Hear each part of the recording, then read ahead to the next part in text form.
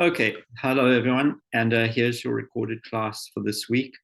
Just going to complete the discussion about gastrointestinal disease, and then maybe if we've got time, I'll move on to the urogenital system, to see how far we get.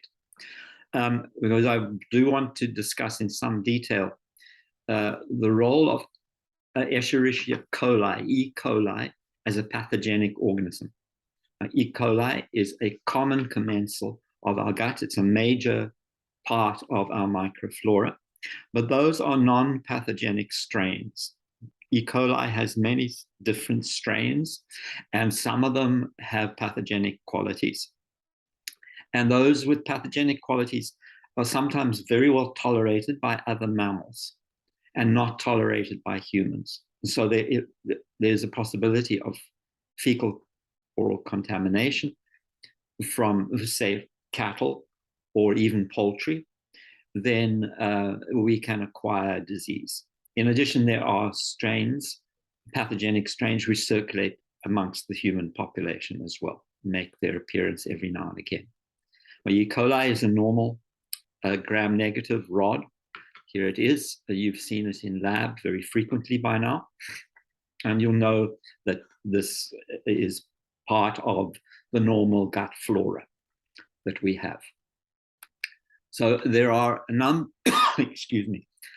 of different strains of E. coli which cause gastrointestinal disease. And they're characterized by causing diarrheal disease of one form or another, some a lot more serious than others.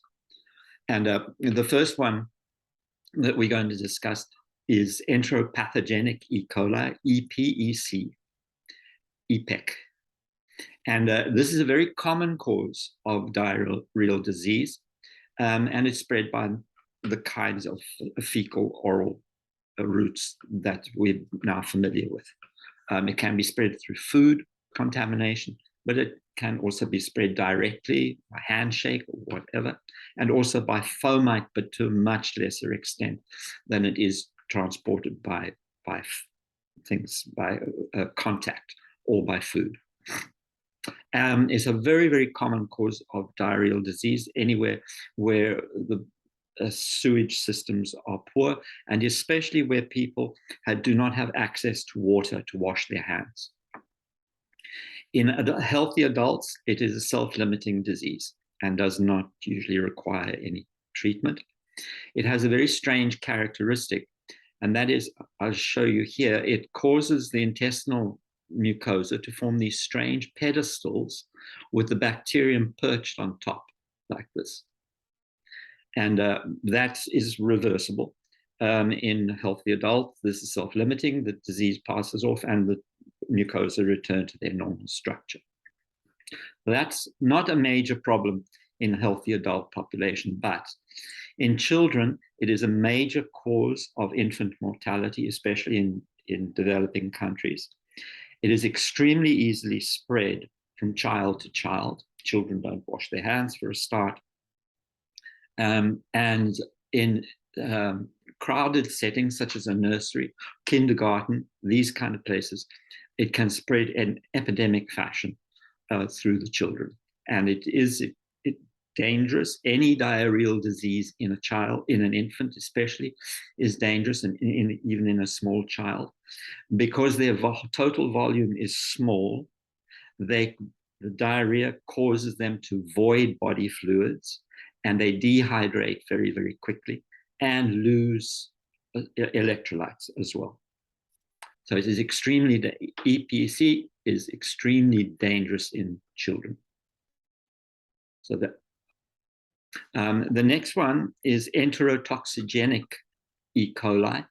And the reason that this is important is not that serious a disease usually. And this is a very famous traveler's diarrhea.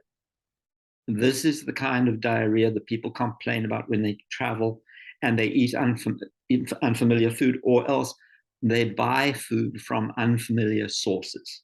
That is the major problem, because sometimes if they buy food on the street, for example, a street vendor, may not have access to water, for example, or ways of sterilizing their hands. And they can if they have diarrhea, they can very easily transmit it to the food that they serve and then off to anybody buying that food and consuming it. The interesting thing about this is that this strain produces a toxin, which is similar to the cholera toxin. And that is that it alters the function of transport proteins in the cell membranes of cells of the mucosa. And it causes them to flood out water. And that is the characteristic of this, that an unremitting watery diarrhea, easily dealt with as long as the person has access to enough hydration, and especially to something like Gatorade or something like that, which can replace the lost electrolytes. But this is usually self-limiting, tremendous nuisance, especially if you're traveling, but is not usually treated with antibiotics or anything like that. In any of these diseases, you have to make a choice. Is the disease sufficiently serious that antibiotics are warranted, which might alter the structure of the normal microflora? Or is the disease likely self-limiting and you retain a completely normal gut flora? It's usually much more advantageous to try and avoid the use of antibiotics. Quite apart from the fact frequent use of antibiotics causes resistance to arise. And in many of these E. coli, pathogenic E. coli, that is exactly what has happened. Frequent antibiotic use has led to them, several of them being antibiotic resistant. So the next one is called enteroinvasive E. coli. And this causes a dysentery. It's a much more serious disease from that point of view. But again, it is usually self-limiting. The reason that it is more serious is it produces the disease which mimics Shigella. You remember, Shigella was the bacterium which invaded the mucosa of the gut. Its initial stages of disease development was to invade the M cells, part of the immune system, invade the M cells and then spread out from there to kill patches of intestinal mucosa, which results in the characteristic dysentery, a bloody stool, bloody diarrhea. That is what enteroinvasive E. coli does. But it does not proceed any further than that. It does not produce toxin like Shigella does. Shigella proceeds to cause all sorts of systemic problems, very serious systemic problems, because it releases toxins. But this does not. And it causes a very, very painful inflammation of the gut wall, the watery, bloody diarrhea, but it is usually in a healthy adult, it is self-limiting. It might require antibiotic treatment if it persists. Now, the next one is called enteroaggregative E. coli, and this is limited to human contact. These other ones that I've talked about, and the next one I talk about, are frequently also acquired through contact with animal feces, especially cattle or sometimes poultry. But this one does not. Enteroaggregative E. coli, again, causes a self-limiting disease. In infants, excuse me, it may be more serious because it can set up a relatively chronic infection.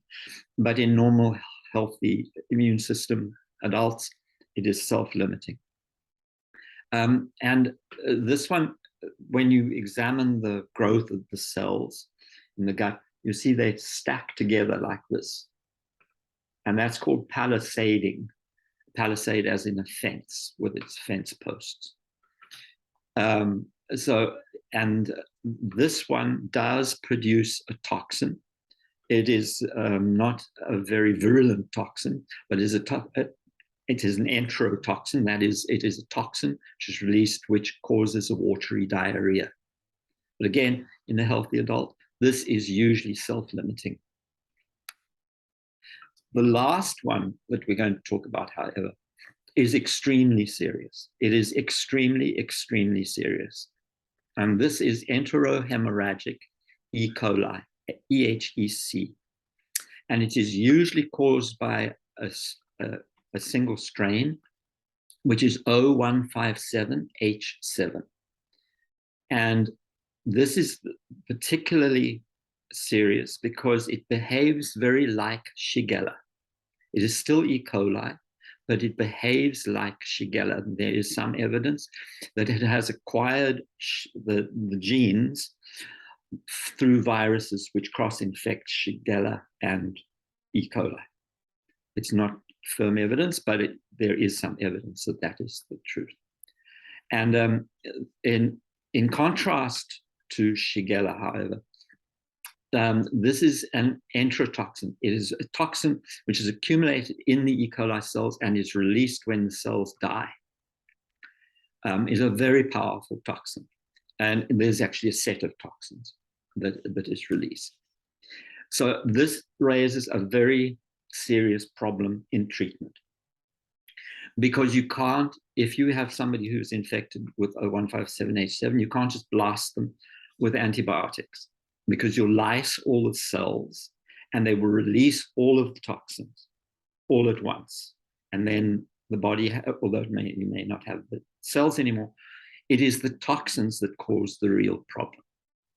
And they, first of all, the infection itself behaves like Shigella. Again, it invades the M cells, then spreads through the mucosa, killing off patches of tissue and causing a bloody dysentery, a bloody diarrhea, rather, a dysentery. And the damage to the intestine can be extensive. This is very, very powerful pathogen. The real problem with this, however, is that it causes a syndrome called hemolytic uremic syndrome, which also occurs in Shigella, in shigellosis. And these Shigella-like toxins do two things. The first is that they impact directly on renal tissue, on the tissues of the kidney.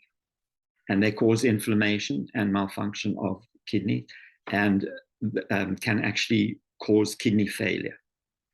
The second thing they do is they cause very, very small blood clots to form in the fine capillaries of the organs and of the periphery of the body. And they not only do they start blocking up the capillaries, etc., and causing problems like that, but they also cause the breakdown of red blood corpuscles. And those red blood corpuscles now have to be processed. And one of the things that happens is that those fragments start to accumulate in the kidney tissue, exacerbating kidney damage. And in addition to this, the blockage by the thrombi, these microthrombi, can begin to shut down organ function. This is an infection with O157H7 can very rapidly become a critical situation. And these are very, very difficult cases to deal with. And people, even if they recover, can be left with extensive organ and especially kidney damage. So this is a really bad one.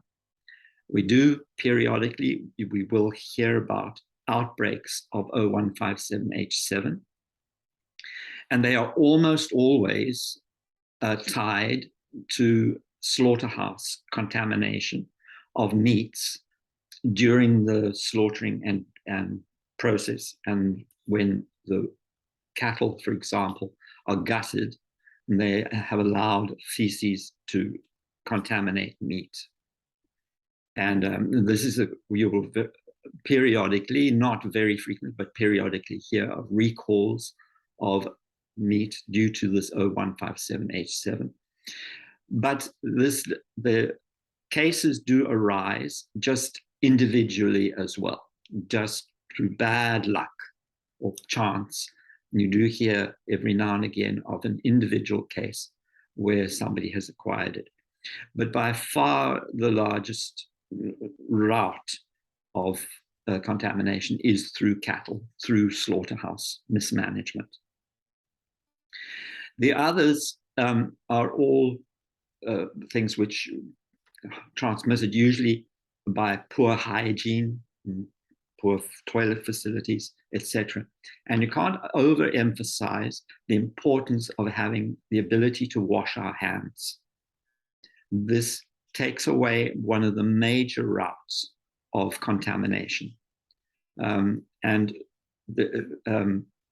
in areas where there's good sanitation and good hand washing facilities available, these diseases are extremely rare. They may still occur, but they seldom occur on a constant or epidemic level. Okay, so here's another interesting one. This is a bacterium called Helicobacter. Helicobacter is a good name for it because it's a loose spiral shape bacterium. And in the old days, when people got ulcers of the stomach, peptic ulcers, it was usually attributed to stress, to worry, etc. And it turns out that this has very little to do with it. It might exacerbate it a bit, I suppose. But the actual cause of stomach ulcers is by a specific bacterium, is Helicobacter pylori. And in fact, it's commonly present in people's stomachs. 30 to 50% of people have Helicobacter present in the stomach. Now, this is extraordinary because this means that this bacterium is living at a pH of around 2. Very, very, very unusual. And it's not an archaean either. It's usually the archaea that live in these extraordinarily difficult circumstances. But this is a regular bacterium. It can survive in the stomach because it produces a urease. Urease is an enzyme which breaks down our commonest product of nitrogen metabolism, protein metabolism especially. It breaks down urea and produces ammonia. And ammonia is basic. And the bacterium can surround itself with a neutral environment in which to reproduce and everything else by producing urease and creating a high ammonia environment, which neutralizes the hydrochloric acid. However, the presence of the bacterium, especially if it blooms, if they get a sudden increase in number, they can disrupt the stomach mucosa and produce a reaction both from, from the immune system as well as a reaction because they open the mucosa up to destruction by the acid. Our mucosa are protected from acid by a sheet of mucus. And if that gets disrupted, then the tissues, actual tissues of the stomach can become damaged by the acid and also attacked by the enzymes which the stomach produces, the proteases which the stomach produces. So this usually what is done to treat this is that they will treat with antimicrobial drugs specific to Helicobacter and then also reduce the amount of acid production by the stomach by one means or another. It's quite difficult to diagnose because many people have it but don't have it as a disease-causing organism. But biopsy and culture will show it. But they also do this interesting breath test where they look for the presence of ammonia in the breath as a result of urea breakdown in the stomach. This is an elaborate diagram if you have further interest. Here they are here. You can see it's this lazy spiral helical shape. They normally just present in mucus like this, but if they begin to settle on the stomach, on the mucosa, they can disrupt this sheet of mucus. Still, so they can survive because of their ability to produce ammonia, but they cause this inflammatory response and attack by the hydrochloric acid to result in an actual ulcer in the stomach wall. That ulcer may be so serious that it penetrates entirely through the wall and causes a perforation of the stomach, a very critically dangerous situation. Okay, so the next one to mention is one, if you're working in a hospital setting, you will certainly encounter. And this is Clostridium difficile. And it does have an associated diarrhea with it, but that is only one of its effects. Clostridium is a genus of bacteria which are obligate anaerobes. And this one is a normal part of our gut flora, and it never, under normal circumstances, it does not flourish. It just occurs in odd pockets of the intestine where it can survive in anaerobic conditions. It is a spore former, though, so spores may be present throughout the gut. It is largely kept in check by the vigorous growth of all of the other microflora. So these are obviously gram-positives since they form endospores, but they are commonly associated with healthcare settings and with the elderly. And that is because the diarrheal disease in the elderly is also extremely serious, can arise for many reasons, and is frequently treated, has to be treated with very, very heavy duty antibiotics. And those antibiotics wipe out the microflora of the gut, which normally keep Clostridium difficile in check. And once the gut is cleaned of most of the microflora, Clostridium difficile sets up a situation. It spreads out from these isolated, remote parts of the intestinal wall where it's been able to cling on. It spreads out from there, and it does so by creating a pseudo membrane. Now, where else have you heard about a pseudo membrane? Think. It was diphtheria, right? Corynebacterium diphtheria did the same thing. It causes the wall of the intestine to produce a tacky, sticky mucus in which the bacteria become entrapped to set up their own anaerobic environment. Embedded in that sticky mucus are dead cells which proliferate from the damaged intestine. The presence of these bacteria causes an intense inflammation and a constant diarrhea until the gut function fails entirely. Clostridium difficile associated diarrheas are very, very, very difficult to treat. The whole intestine becomes covered with the pseudomembrane, which this is the normal intestine.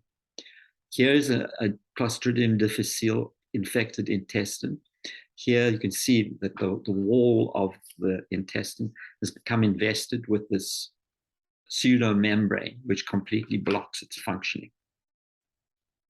In an elderly person, this is very, very difficult, very dangerous situation, and frequently results in death.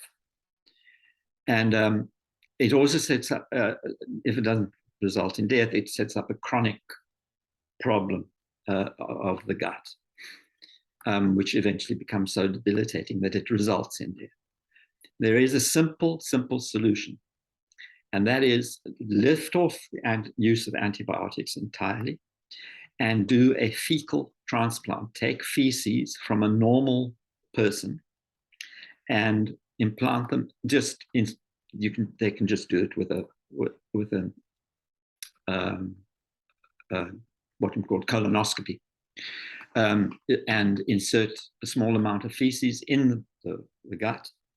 And those, as long as there are no antibiotics, those bacteria will reproduce very, very, very rapidly and replace the Clostridium. It's a simple and very, very effective solution that is now frequently used. So I just finished this off by mentioning a couple of other diseases that you may periodically hear about. The first one is listeria. I actually pronounce it listeria, but I'm always caught between American and whatever. So Listeria monocytogenes. This is acquired from food. It, as long as it just causes a gut infection, it's not that serious, which is the case for many people. It's just a self-limiting diarrheal disease. But unfortunately, it can easily escape the intestines. And if it does so and it spreads systemically, it causes very, very serious consequences. Meningitis, a generalized septicemia, and because it is gram-negative, it very quickly sets up a septic situation. It results in sepsis, the catastrophic response of the immune system, which results in the collapse of blood pressure, for example. The problem with Listeria, it's not that common, but the problem with Listeria is that it survives and grows actively at low temperatures. So it is a psychrophile, and it's able to grow in refrigerated meat. So that makes it very, very dangerous as a contaminant. And it, again, is acquired through fecal contamination from animal feces, usually. It is especially dangerous because if a pregnant woman acquires Listeria, it can spread to the fetus. And that almost invariably results in mortality of the fetus. So it's extremely dangerous from that point of view. But now, surprisingly enough, I haven't mentioned the next one, which is Campylobacter. And Campylobacter is an extremely, extremely common cause of foodborne illness. In fact, it's the leading cause of foodborne illness. And the reason for that is probably because it is extremely common, very well tolerated in the gut of cattle and of poultry as well. And it does, if you suddenly go down with a bout of diarrhea with bloody pain and fever, and even extending to dysentery, to a bit of blood in stool, but it is a self-limiting disease. It is almost certainly Campylobacter. And there are more than 1 million cases in the United States every year. This is especially easily transmitted by chicken. And it is very, very, this is one of the reasons why chicken should always be cooked so that the interior temperature reaches 165 degrees. That will wipe out most bacteria, but it will especially wipe out Campylobacter, which is the commonest cause of diarrheal disease caused by eating chicken. The last one I'm going to mention, because of interest, you will have seen this bacterium in lab, and this is Bacillus cereus. And Bacillus cereus arises in grains, in cooked grains. It very easily populates cooked grains and that are allowed to cool. And so, for example, sushi, rice, these sorts of things. Bacillus cereus acquire foodborne disease from these is very common. And it's interesting because it works in a similar system to that of Staphylococcus aureus. You remember Staphylococcus aureus grew in food and released a toxin. It released an enterotoxin, a toxin that would affect the gut. Bacillus cereus does the same. Even if you reheat the food, The bacterium may be killed, but it's not the bacterium that causes the disease. It's the toxin, and the toxin survives heating. So that is Bacillus cereus associated intoxication. All right, so let's move on now to discuss microbial diseases of the urinary and reproductive systems, or the urogenital tract. So I have included in this PowerPoint set numerous slides on the anatomy of the urogenital tract, which I want you to please review, but I'm not going to go through them now. So remember that all of our surfaces, mucosal surfaces, are liable for colonization by microbes. And some of those surfaces are normally have their own associated microflora. In others, the population of those surfaces only arises under pathogenic circumstances. So if we look at the urogenital system, if we, for example, were to take a urine sample, urine itself is seldom entirely sterile, but it is very, very low in bacteria. There are a certain number of bacteria that might even be associated with the bladder, but the bladder evidently has a very low bacterial population. And the reason for that is probably more than anything because the volume of fluid that passes through it is so great. In a single day, you're flushing the bladder numerous times. So the bacteria simply don't have time to grow. This is very important because it means that the bacteria cannot make their way up the ureters, up to the kidney. It means that the bladder itself acts as if you like a way station. The bacteria cannot get past. However, the lower part of the urinary system definitely does have its own microflora, and there are bacteria at the ends of the urethra, for example. In women, in the vagina, the vagina has a very rich microflora, a very complex and rich microflora. Under all circumstances, under normal circumstances, that microflora is protective and it prevents the growth of pathogens in the vagina, and especially on the cervix, which any growth on the cervix might give access to the upper parts of the reproductive tract, all of them.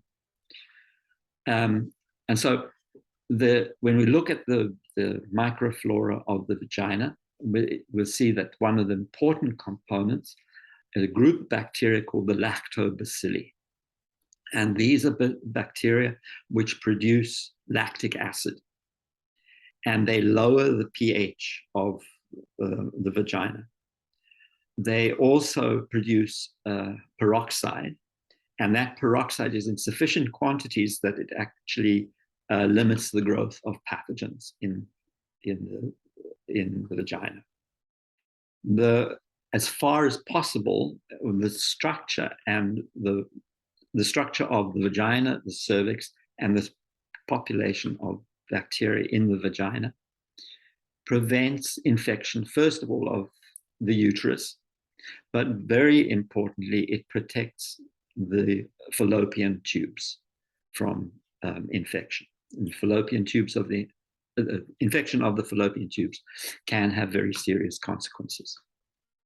So the rest of the bacteria in the vagina, there's all sorts of things, streptococcus, numerous anaerobes and facultative anaerobic bacteria, and a high population of gram negatives. And if we look at those gram negatives, we find these two bacteria in particular, E. coli and Proteus. E. coli and Proteus are both gut bacteria, but they are present in the vagina as a normal part of the thing, probably acquired from feces. This is really important, though, because if a woman gives birth by a vagina, per vagina, as opposed to cesarean, the child will acquire some of the bacteria from the vagina itself. And this is the start of the normal gut microflora. This is the beginning of developing a normal microflora in the respiratory tract and in the gut, I should say. There is another one that is of interest that grows in the vagina, and this is Candida albicans. This is not a bacterium. This is actually a yeast, a single-celled fungus. And it may surprise women students to know that Candida albicans is actually a normal part of the microflora. We also have it in our mouth and in our nose. But it, as you know, Candida can periodically blue in the vagina and cause an itchy, purulent discharge, which is commonly referred to as yeast. And the reason for this is the structure of the microflora in the vagina changes. It especially changes with the menstrual cycle because it's strongly influenced by hormones, especially estrogen. And that alone can cause the microflora of the gut to alter so much that Candida begins to bloom, and it's an opportunistic pathogen and to cause problems. But big problems also arise from deliberately trying to alter the structure by continually using disinfecting douches and things like this, which disrupt the microflora of the vagina and lead to the development of pathogenic situations.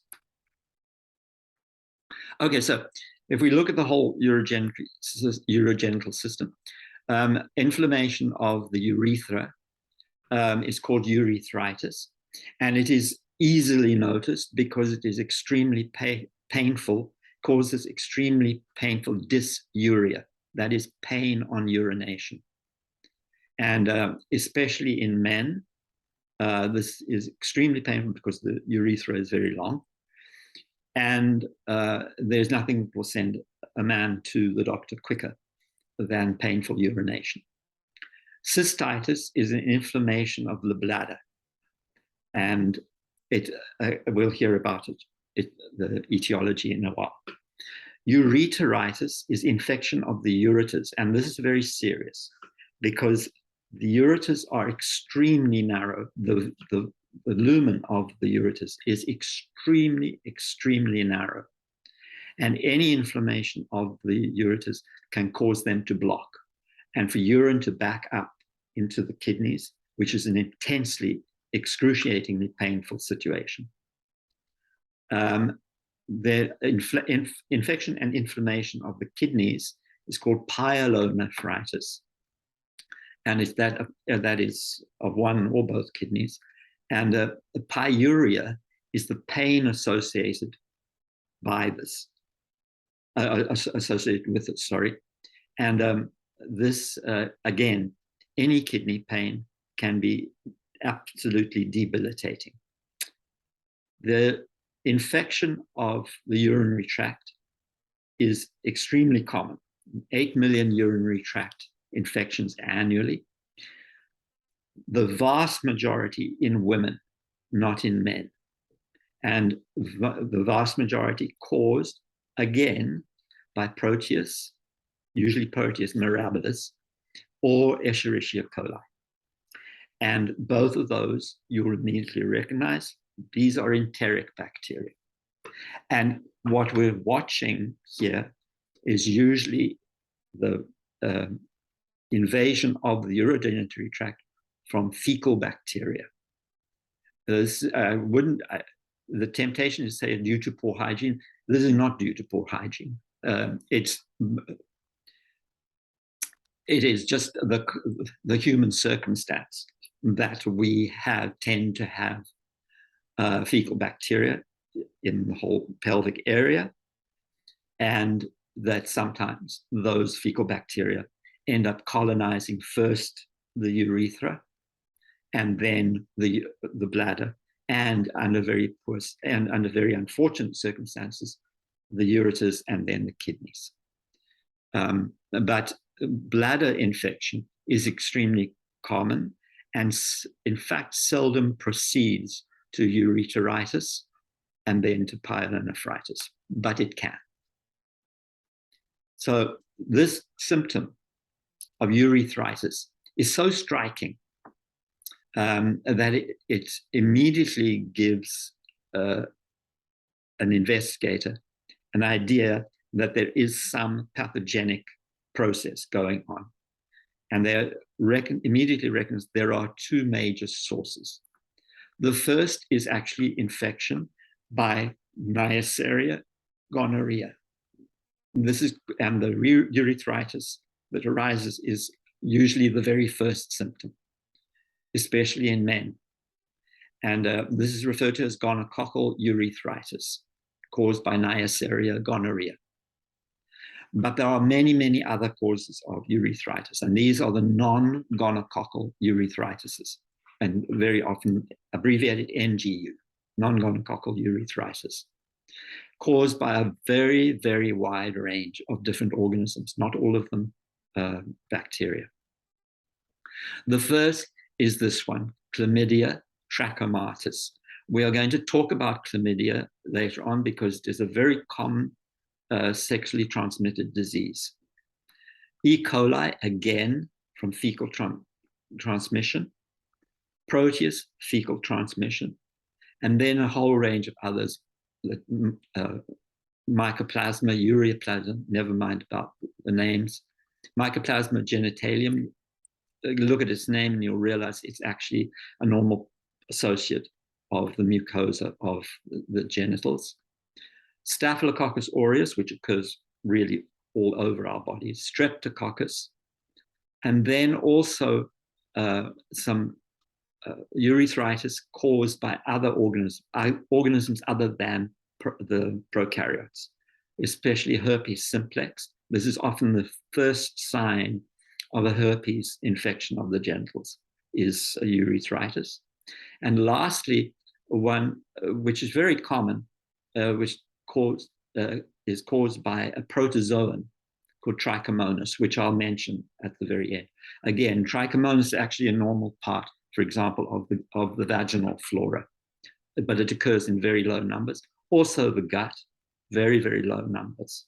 It usually never causes a problem until it's introduced into a new habitat or the structure of the microflora is affected somehow, which allows it to bloom. All right, so we'll have a look second at the infection and inflammation of the bladder. A very, very common situation, but especially for women. And this is most commonly caused by E. coli or Proteus. And there are a set of tests to distinguish between the two, biochemical tests to distinguish between the two of them, because it's almost impossible to tell the difference just by looking under the microscope. E. coli and Proteus are both about the same size, and they are gram-negative rods. But there are biochemical tests which we can administer on a culture, very easily cultured from urine. And so it is relatively easily diagnosed. So this, an infection by them, they can apparently, it seems they can occur in low numbers, but exactly why they would bloom in the bladder and cause inflammation is not exactly always clear. But they cause polyuria, frequent urination, and dysuria, painful urination. But the problem is that they can also spread up the ureters to the kidneys and cause a pyuria as well. So the infections are 8 times more common in women than in men. And the reason for that is that the urethra in women is, first of all, much shorter. So the access to the bladder is much easier for microorganisms. And second of all, it is closer to the anal opening. And so it's easier to infect with fecal bacteria. So there is a standard level of bacterial population, 1,000 colony forming units per milliliter of one single species. And then there are some enzyme tests which are run as well, a leukocyte esterase test. But just remember that there are some biochemical tests that can be done. Nowadays has to be treated with relatively fierce antibiotics because so many resistant strains have arisen due to overuse of antibiotics.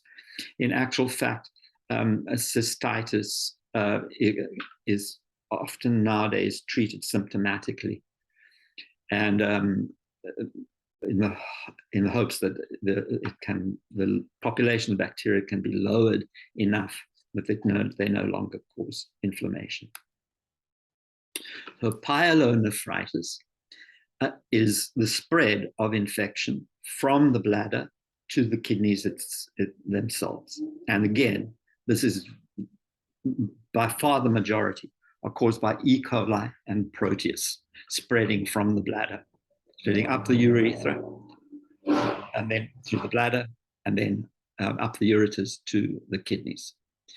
Any infection of the kidneys is liable to produce intense pain, and that pain may actually be referred, seeming not to be in the kidneys themselves, but in the back or high up in the chest, this sort of thing. And there are numerous dangers associated with it. Well, the one being that, of course, the kidneys are so richly invested with very fine blood vessels that it's very easy for bacteria to cross into the bloodstream and cause a bacteremia. And this can sometimes lead to sepsis and shock, but that is not that common. But the infection of the kidneys themselves, especially if this is repeated over time, causes scarring of the kidneys and permanent kidney damage, but also increases the likelihood of suffering from kidney stones, which is a debilitatingly painful condition.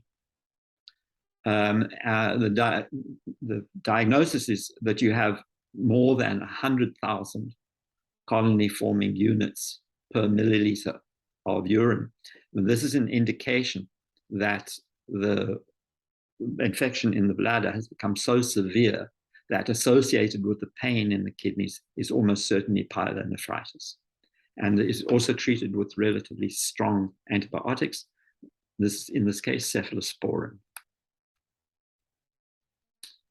Okay, so I'm going to leave this now, and we'll discuss the diseases of the reproductive system when I see you on Monday.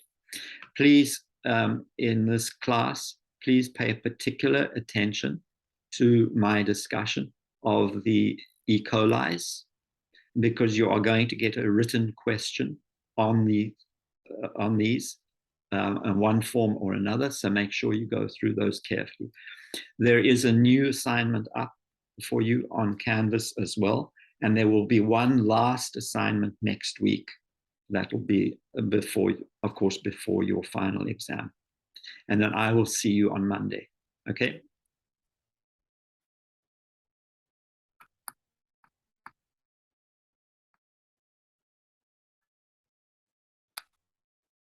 Mm-hmm.